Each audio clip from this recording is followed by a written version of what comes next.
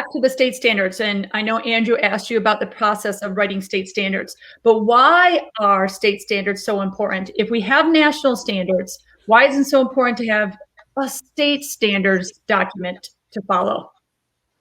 So state standards are important because they're specific to the state, right? What physical education looks like in Arizona is not what physical education looks like in North Carolina. We have access to things that you don't necessarily have access to, right? Such as swimming pools. A lot of our high school campuses have swimming pools built right on them. And so we can have a strong aquatics unit with no issues. And we can do it, almost all year long here because we can swim in February because our pools are heated and it's just something you do here. We have hiking trails, right? Kyle Bragg, who I'm not sure if you guys know who Kyle is. He's an amazing teacher here in Arizona. He's also part of Shape America's Physical Activity Council. He has a hiking trail right outside his school. So they can hike on a desert mountain-like hiking trail that's connected to their school. So we've written things into Arizona standards that are Arizona specific that aren't necessarily going to be applicable to other states. So having that state lens, which is why it was so important for our teachers to be the ones to write the standards, because they understand what it's like. They also understand what it's like to teach PE outside in 115-degree weather in August.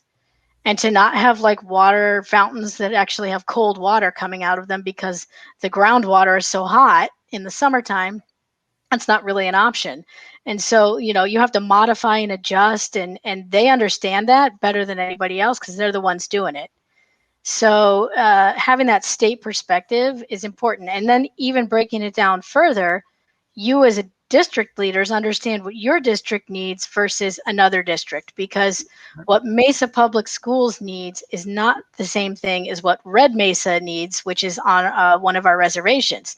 Those are night and day different schools. One's very urban, very populated, very diverse. The other is very rural, very smaller student population, and it's got different needs based on facilities, equipment, teachers, all kinds of things factoring into that. So having state perspective different than national and having district and school perspective different than state is really important. Wow, I just took a lot of notes on that one. Sorry, I'm a little long in the tooth sometimes. No, actually, I don't want to give this up, but this is one of my aha moments that I just had, was that people often, and people I refer to, a lot of guardians, community members that are not in the education system, often say, why doesn't a one-size-fits-all approach work? And that is what you highlighted. These are the reasons why it won't, because if we're going to meet the needs of our kids, we have to diversify. Yeah, and we yes, that local education agency. And by the way, Kyle Bragg has a hiking trail that is amazing. Yeah. Yep. Wow. And he uses it too. And he actually, for Speak Out Day, invited one of the offices of the representatives that we spoke to come and hike on his trail because he's an avid hiker.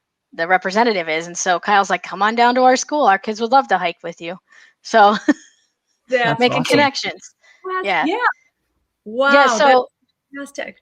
Yeah, it is important to recognize that because our students' needs aren't the same, there's no way that our schools can look anything like each other, let alone district, state, and national.